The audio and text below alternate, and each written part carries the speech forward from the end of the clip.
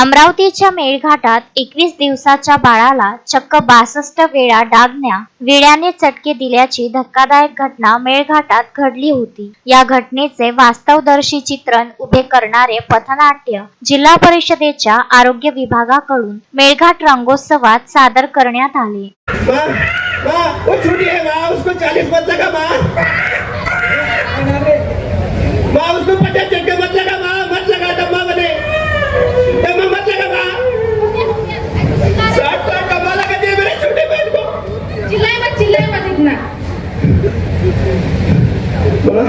माँ उसका आवाज बंद हो गया, माँ बोल नहीं रही है, माँ वो तो बोल नहीं रही है, हल्दी तो नहीं गई है। क्या हो गया माँ? क्या हो गया? नहीं अभी अच्छा हो जाएगा, अच्छा हो जाएगा। माँ वो बोल नहीं रहे, मार डाला मेरी बहन को, मार डाला मेरी बहन को, मेरे बहन को मार डाला।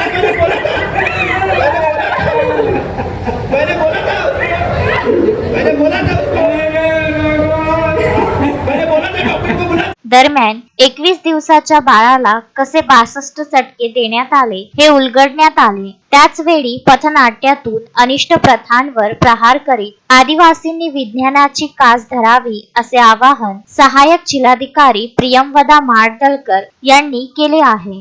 बळी पडून काही दिवसांपूर्वी एक प्रसंग समोर आला, जिथे डम्मा ही प्रथा इथे लहान बाळाला चटका देण्यात आला होता।